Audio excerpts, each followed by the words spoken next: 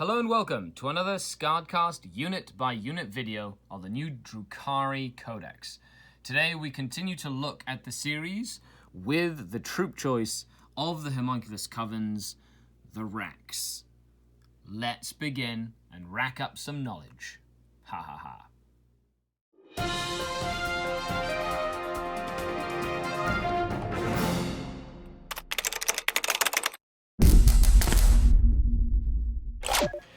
Hello and welcome to the next installment of SkaredCast unit by unit on the new Drukhari book.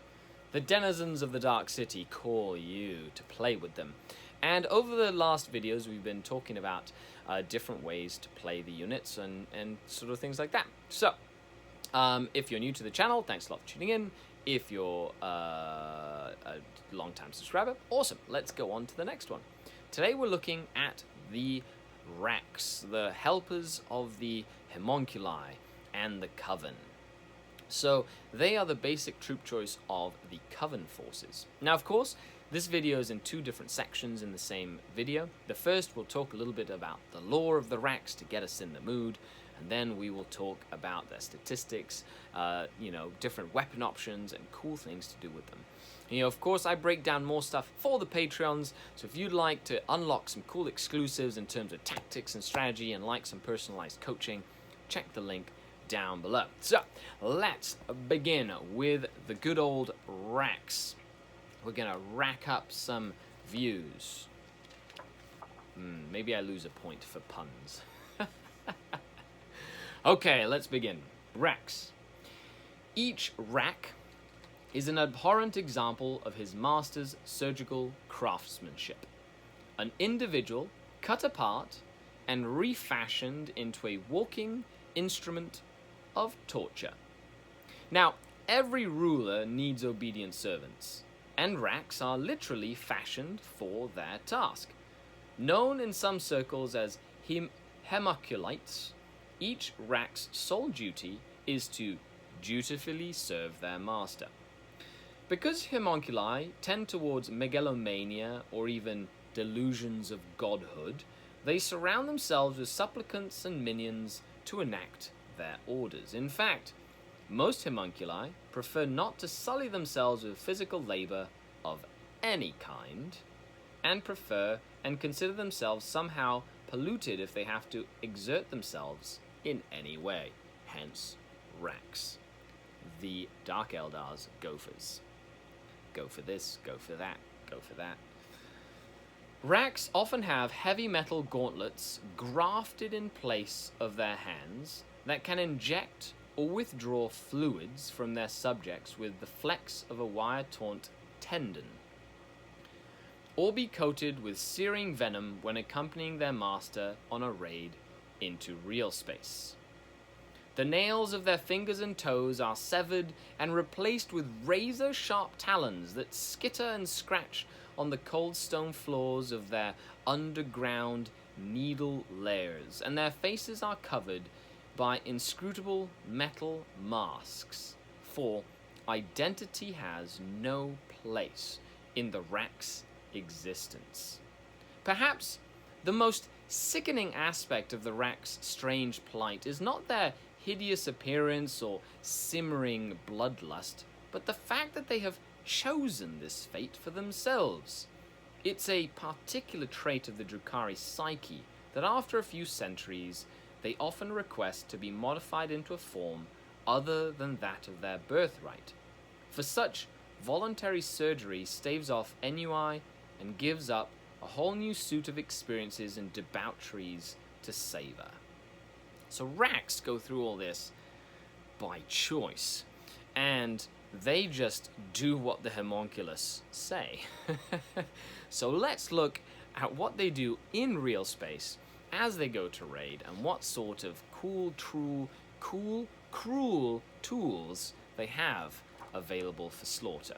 So the Hellions are the Hellions. Can you see where my head is at? The Wracks, they're power level 3 for 4 Wracks and an Akathist, that is your Wrack champion. They are 10 points apiece, I believe. 9 points. They're 9 points apiece. Let me just double check that for you. The Wrack. They are 9 points apiece. So 5 of them for 45 points. Not bad. They are movement 7, same as a Cabalite Warrior. They have weapon skill and ballistic skill 3 and strength 3, which is pretty standard for any elven unit. But they are toughness 4, which makes them a lot tougher than your average Wrack. They're as tough as a Space Marine or an Orc, which is pretty cool. They have 1 wound, 2 attack space, leadership 7, and a 6+ save. The Akathist has 1 more attack and leadership 8. So pretty standard troop choice. So what makes this troop choice tick? It contains 1 Akathist and 4 Wracks, so 5 basic, and can include up to 5 additional Wracks. So the unit strength can go up to 10 models. Each model is armed with something called Homunculus Tools. Now, Homunculus Tools are a melee weapon. They always wound on a 4+, unless they're fighting a vehicle, in which case they wound on a 6+. And that's it. It's 1 damage, no AP. So they're great against tough units and targets, and not really useful against low toughness troops, because they'll be still wounding them on 4s. Which, well, it's the same thing, because they're strength 3. So it doesn't really matter. So let's look at their war gear options. Now, Wracks are kind of in a weird spot, in my opinion. They have a specific role that you can play with them, but at the same time they have unit choices that sort of help detract from their main role, which makes it very easy to try and make them do something they're not supposed to do, and can sort of, affect you at the end of the day. Now, if you have any... I like Wracks as a close combat unit. Just run them in and do some damage in combat. But some people I've seen use them as shooting platforms with ossifactors and Hex Rifles, which are long-range shooting weapons. However, you only get a couple of weapons in a unit, and I feel like the rest of the unit is wasted, just keeping them in the backfield shooting stuff. So what do you think? Do you think it's worth keeping them back and shooting stuff because they're tough and they can stick around longer? Or do you feel like you should get them stuck in and killing stuff because they are tough and they have a decent amount of attacks? And as we see, they have some cool defensive bonuses. So, I'm curious, what do you guys think? So for every 5 models in the unit, 1 Wrack may take either a Liquify Gun or an ossifactor. The Liquify Gun is a Assault D6 Flamer at 8 inches that's only strength 3 and does D3 AP. So it could be AP 1, could be AP 3. And that's it. It automatically hits, and it's strength 3. The only thing is, it's so expensive. It's like 11 points for Liquify, and I don't feel like it's worth it. I feel like, it should be about 8 points. It shouldn't be 11 points. It's just, I don't feel like maybe a lot of them is worth it against some cheap troops, or if you roll a lot of 5s, or if you even use Doom to reroll wounds and have a craft world helper. But other than that, it's a little lackluster in my opinion. The ossifactor is a 24-inch Assault 1 rifle. It's a poison weapon that has -3 AP. And if a model is slain by this weapon, the model unit immediately suffers a mortal wound on a 4+. So it's a -3 wound on 2+ poison weapon. So it hits on 3s, wounds on 2s, -3 AP. And if you kill a model, the unit takes a mortal wound on a 4+. Okay. So for 1 shot, hit on 3s, wound on 2s, probably going to kill something. On a 4+, you might kill 2 models instead of 1 model. Sounds pretty awesome, sounds pretty cool. And at a 7 points, could be worth it. If you have an ossifactor, it's probably good at pecking off the last couple of models here or there of a unit. But that's pretty much all it's going to do. I don't think it'll do much else. And spending 45 points for the unit and 7 points for 1 ossifactor, and having 52 points worth of models in the backfield, you could have almost 2 5-man Cabalite Warrior units for that point cost, doing the same thing for basically cheaper and double the amount of wounds. So I don't see why an Ossifactor would be useful. The Akathist may replace his Homunculus Tools with one item from the Weapons of Torture list. Now, the Akathist is your squad leader, and the Weapons of Torture are a variety of different things that they can pick from. So, the Weapons of Torture are an Agonizer, which is a poison 4+ close combat weapon with -2 AP. That's it. An Electrocorrosive Whip, which is exactly the same as the Agonizer, except it's 2 damage. Very, very strong. I love the Electrocorrosive Whip. A Flesh Gauntlet, which essentially is strength of user, and if you roll a 6 to wound against non-vehicles, you do a mortal wound. Can be situational. A Mind Phase Gauntlet, which is a cheap close combat weapon, and I'll just pull up what it does. I'm not exactly a super fan of the Mind Phase Gauntlet. It's just a 2 damage, no AP weapon. It's just a cheap 2 damage weapon, but it becomes strength 3, which isn't super fun. You have a Scissor Hand. So a Scissor Hand is a melee weapon at -1, and it makes an additional attack. So you'd have an additional attack, and it's poison, so it wounds on 4+ at -1 AP. So kind of standard. If you play a lot of Imperial Guardsmen or things like that, could come in handy. And then we have the Venom Blade, one of my favorite weapons. 2 points, poison 2+, no AP, just a lot of wounds. It's designed to create wounds, to force your opponent to roll dice for saves, and you will fail saves if you're forced to roll dice. My 2 favorite choices there, the Electrocorrosive Whip and the Venom Blade. Both of them I highly recommend. But let me know if you have like a cool combination. You're like, no, Scary, I think the Mind Phase Gauntlet is the best, and I put an Ossifactor on my unit as well. The Akathist may also take one item from the Tools of Torment list. Now, this is a different list of weapons, and they're mostly ranged weapons. And the Tools of Torment include the Hex Rifle, which is a sniper rifle. That's a heavy sniper rifle. That's it. It's essentially a sniper rifle. Think sniper rifle. A Liquify Gun, which we talked about, or a Stinger Pistol. Stinger Pistol is a pistol that wounds on a 2+, and it's 5 points. It's really expensive. If you were to go for anything, and you wanted to add something onto him, you know, I would encourage the Hex Rifle if you decide to pay for stuff at all, simply because the Hex Rifle is you can target characters, and it does mortal wounds, and it's strength 4 -1 AP, so it's like a decent sniper rifle at strength 4 -1 and can do mortal wounds.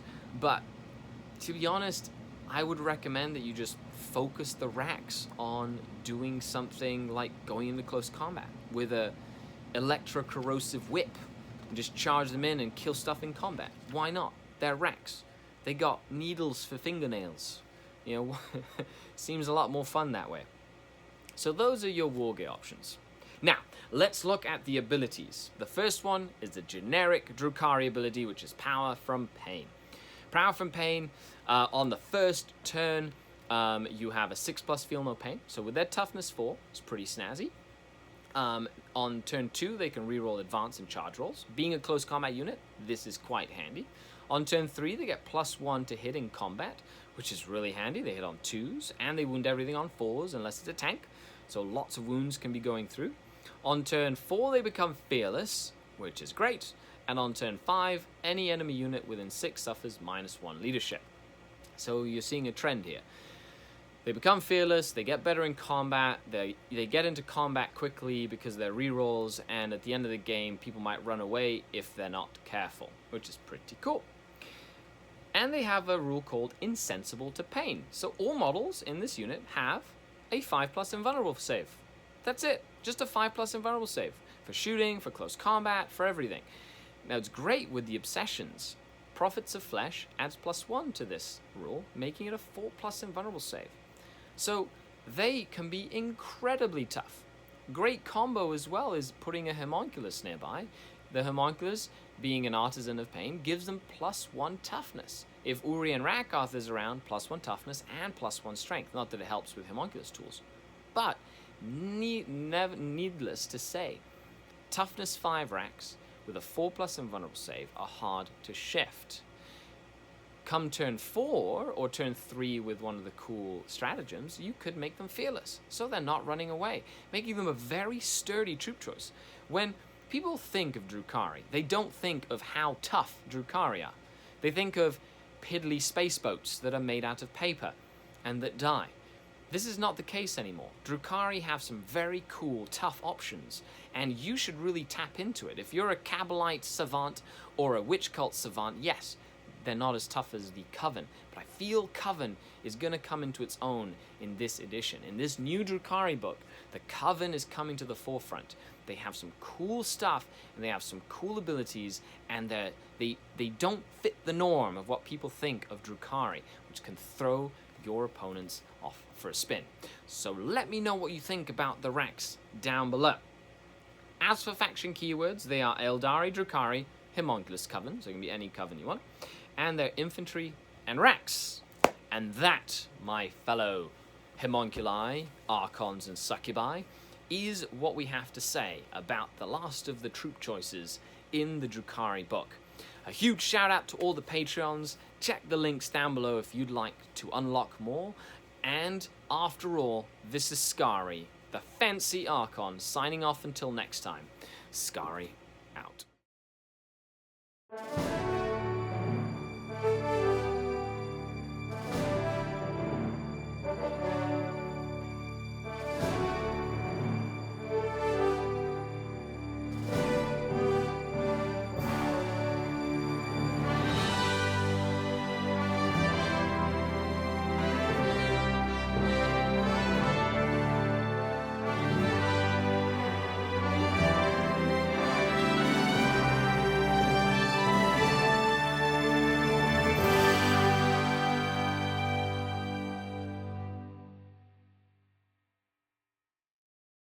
It's an exclusive. We're playing the game.